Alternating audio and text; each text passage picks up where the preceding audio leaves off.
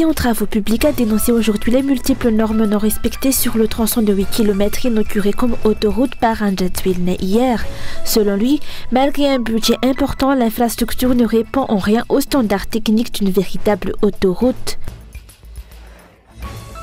Plus de 90 000 personnes ont fui le sud de Madagascar entre 2018 et 2024 à cause de la sécheresse, de la famine et du manque d'accès aux services de base. Selon Amnesty International, l'État malgache viole leurs droits en n'assurant ni moyens de transport ni conditions de vie décentes durant leurs déplacements.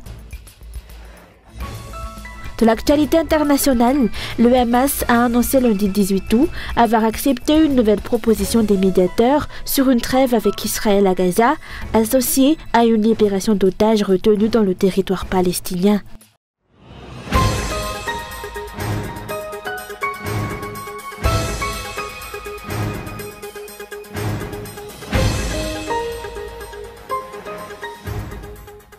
Un technicien en travaux publics a exposé ce jour les nombreuses normes non respectées par la portion de 8 km de la soi-disant autoroute inaugurée hier par Anjadwilne.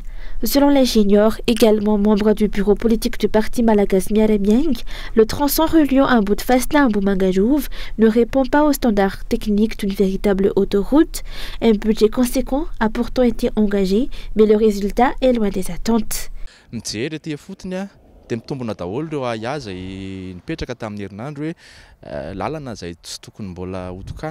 En l'observant ici sur le terrain, toutes les craintes exprimées se confirment.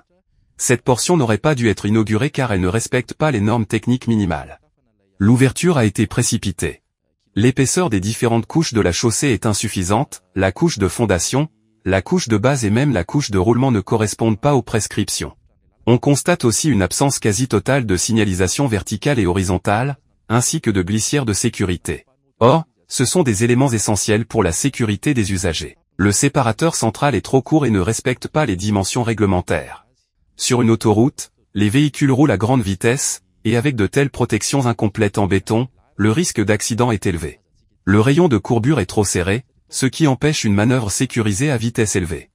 Pire, j'ai relevé un dévers négatif à certains endroits, au lieu de compenser la force centrifuge dans les virages, il l'accentue, ce qui peut provoquer des sorties de route.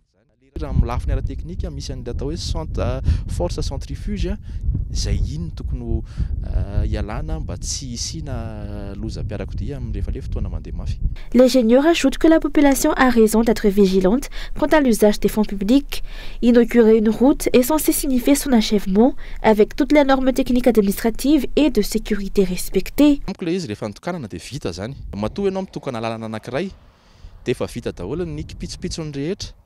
Une autoroute doit être entièrement sécurisée. Ici, des piétons et des animaux traversent la chaussée, notamment à proximité des villages. C'est extrêmement dangereux. Une véritable autoroute doit être fermée, sans croisement direct, et équipée de passages supérieurs ou inférieurs pour les piétons et les véhicules secondaires. Ce que nous avons aujourd'hui, ce n'est pas une autoroute, c'est une route ordinaire, payée au prix d'une autoroute. Il est normal que la population se sente trompée. On a promis une infrastructure moderne, or ce n'est pas le cas. Et le fait que certains responsables conseillent aux citoyens mécontents d'emprunter la RN2 est indigne de la part de dirigeants. Les citoyens ont le droit d'être exigeants, ils paient pour ces infrastructures. Qualifier cette route d'autoroute est donc, selon lui, un abus de langage. Il serait même discutable de la considérer comme une voie rapide et encore moins comme une rocade. Si cette infrastructure était soumise à une homologation internationale, elle ne serait tout simplement pas reconnue comme une autoroute, de la même manière que le stade de Bahamas n'a pas obtenu son homologation.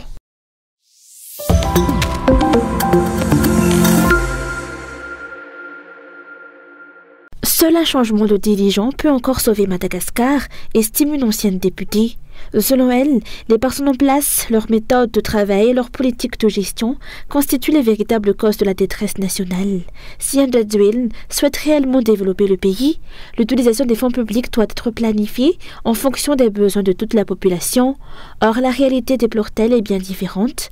Le budget n'est pas pensé en profondeur et les fonds sont dépensés dans des infrastructures de prestige qui relèvent plus de la fanfaronnade que d'un véritable développement. Fotoana zao dia hoe misy milaza hoe tena efa mandroso satria navita arabe mikodana 20 kilometatra Certains disent que Madagascar se développe parce qu'on a construit 8 km d'autoroute, un stade non homologué ou encore un ROV qui n'a aucun impact sur la vie quotidienne. Ils considèrent cela comme du développement. Mais ce n'est pas le cas. Ce qu'il faut, c'est un changement de personnes, de système et une meilleure organisation pour un vrai développement. Aujourd'hui, la vie de la population ne cesse de dégringoler. Katsana sy kendrena amin'izao fotoana izao ary hita takatra moa zany satria mitotonga anaraka amin'ny voalazanao fampandrosoana eto amin'ny firenena. À cela s'ajoute, selon elle, la capacité du régime Radziwiłł à écouter et à dialoguer, une faiblesse majeure qui se traduit par l'absence de démocratie et de liberté d'expression. Le climat électoral est corrompu. Dans ces conditions, peut-on réellement espérer un développement, s'interroge-t-elle. Fomba ahafahan'ny vahoaka maneho hevitra voalohany indrindra moa zany amin'ny alalan'ny fifidianana. Nefa amin'ny fifidianana moa iakarantsika malala hoe nanahoana ny tontolony izany fifidianana. L'un des moyens pour la population de s'exprimer, ce sont les élections. Mais aujourd'hui, tout le monde sait comment les élections sont menées dans le pays. Les citoyens ont aussi des députés censés les représenter. Mais est-ce vraiment le cas?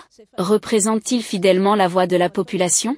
Les gens peuvent aussi tenter de s'exprimer autrement, mais la peur des représailles et des intimidations les réduit au silence. Si les dirigeants voulaient vraiment le bien du pays, ils écouteraient toutes les propositions de solutions. S'ils l'avaient fait, Madagascar ne serait pas dans une telle situation.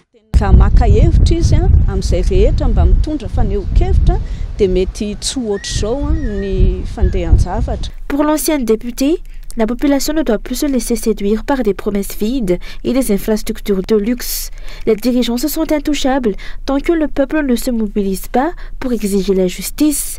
Mais un régime qui ferme les yeux et refuse d'écouter son peuple n'est autre qu'un régime dictatorial et inefficace.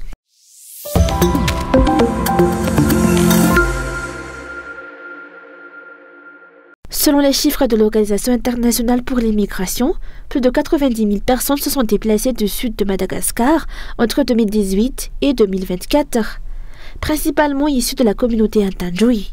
La cause en est le changement climatique qui s'aggrave dans la région, le manque de pluie et la sécheresse persistante qui provoque une famine et poussant les habitants à fuir vers le nord. À cette situation s'ajoutent de graves difficultés d'accès à l'eau, à l'éducation, aux soins de santé, aux terres cultivables et au marché. Une enquête menée par Amnesty International affirme que l'État malgache viole les droits des personnes qui se déplacent. Aucun transport n'a été mis à disposition pour ceux qui fuyaient la sécheresse et le droit à un niveau de vie adéquat durant leur déplacement n'a pas été garanti. Ces trajets de 1500 km, ça coûte déjà trop pour un peuple qui est déjà démuni.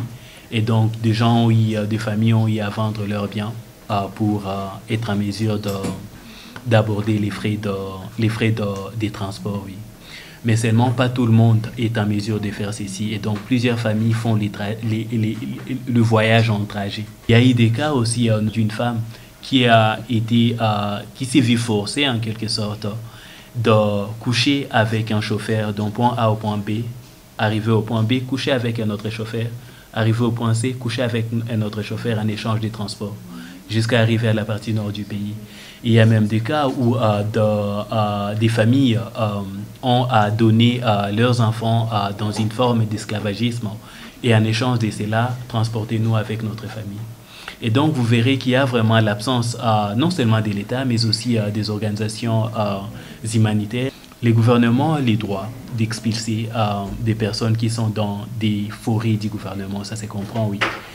Mais cela doit respecter les normes internationales des droits humains. Et donc, on ne peut pas juste expulser quelqu'un sans pour autant donner d'alternatives. La violation des droits humains de cette ampleur rend les populations vulnérables et alimente la corruption.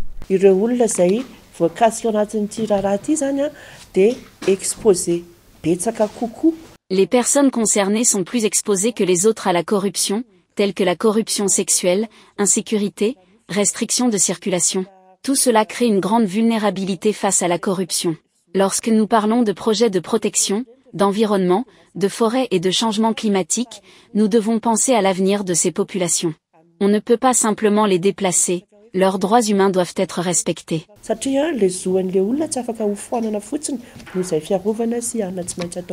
Face à l'absence d'un plan clair de relocalisation et de terres réservées aux personnes déplacées, certains Antandjoui se sont installés autour du parc national d'Agarafantsik. En 2021, ils ont été expulsés de force par l'État. Ces expulsions se poursuivent encore aujourd'hui.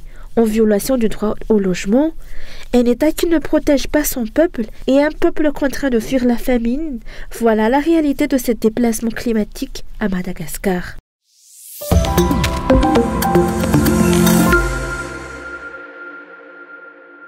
Un bâtiment vide, sans le moindre employé, voilà ce qui reste de l'usine Nutri-Sud, 5 ans après son inauguration. La grande inscription Nutri-Sud, jadis visible sur le mur, a été retirée. Selon les habitants des environs et ceux de Tolagnage, l'usine n'a réellement fonctionné que quelques mois après son ouverture, avec des employés présents au quotidien.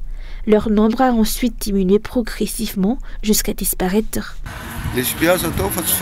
Il y avait des travailleurs auparavant, mais on ne sait pas pourquoi ils sont partis. Ça fait longtemps.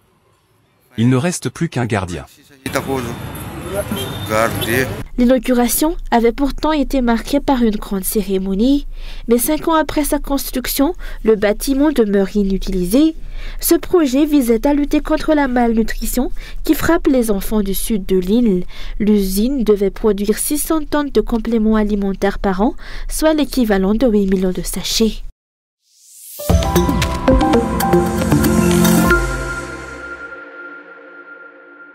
La tortue est un animal tabou pour le peuple Ndandjoui et d'autres ethnies du sud de Madagascar. Considérée comme un être digne, au même titre que les autres animaux de la forêt, elle bénéficie d'un profond respect. Les habitants la protègent et ne la touchent pas. Pourtant, malgré ce fade, ce tabou, le trafic et la contrebande de tortues s'intensifient sous les yeux d'une population qui se tait. Le 5 août dernier, 1102 tortues séchées et 20 tortues vivantes ont été saisies à Ngalamas-Soutiombe. Mais une question persiste, pourquoi les habitants n'ont-ils pas réagi pour empêcher ce pillage? Selon les explications, c'est la peur qui les a réduits au silence. Résultat, la tradition n'est plus respectée comme elle le devrait.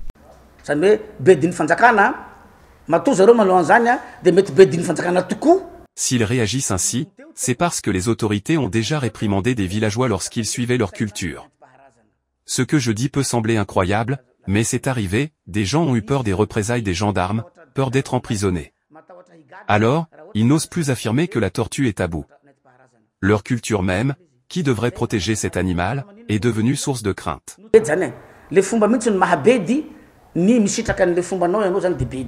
Pour éviter les conflits et restaurer la place des traditions, la sensibilisation de la population est jugée essentielle.